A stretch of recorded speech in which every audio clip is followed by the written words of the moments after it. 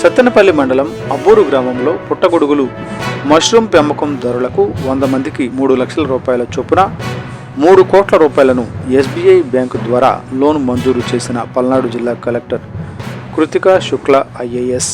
ఈ కార్యక్రమంలో పాల్గొన్న DRDA PD Jhansi Rani, SBI RM Ravikumar మరియు అబ్బూరు గ్రామ మష్రూమ్ పెంపకదారులు మరియు సంబంధిత అధికారులు పాల్గొన్నారు. మేడం గారి చేతుల మీదుగా ఇవ్వడం జరిగింది. ఇందులో సహకరించినటువంటి పీడీ మేడం గారు, ఝాన్సీ గారు, డేవిడ్ గారు, ఇతర సిబ్బందికి నేను థ్యాంక్స్ చెప్తాను. ఏదైతే ఒక మాట మనం అనుకున్నామో ఆ మాటకి కార్యరూపం ఎలా ఉంటుందన్నది ఇగో ఈ మష్రూమ్ ద్వారా మీరు చూడవచ్చు.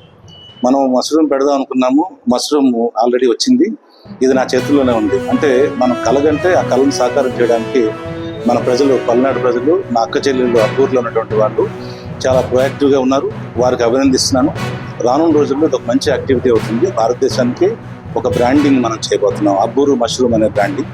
దీనికి సహకరించినటువంటి మన గౌరవ కలెక్టర్ గారు అయినటువంటి కృతికా శుక్లా మేడం గారికి, గౌరవ ఎంపీ శ్రీ కృష్ణదేవరాయలు గారికి, గౌరవ ఎమ్మెల్యే గారు కన్నా లక్ష్మీనారాయణ గారికి, అదేవిధంగా ప్రభుత్వ అధికారులు అయినటువంటి మా పీడీ మేడం గారు, అందరికీ కూడా థ్యాంక్స్ చెప్తున్నాను. Thanks SBI bank to every India. Thank you. నమస్కారం అండి.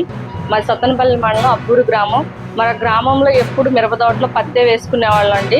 కొత్తగా డిసెంబర్ 9వ తారీఖున మాకు గౌరవనీయులైన ఎంపీ గారి చేతుల మీదుగా ఎస్బీఐ బ్యాంక్ మేనేజర్ ఆర్ఎం గారు మరియు మా పీడీ గారు, మా ఏపీఎం గారు అందరూ కలిసి మా గ్రామంలో మష్రూమ్ యాక్టివిటీని చేయాలని నిర్ణయించుకున్నారు.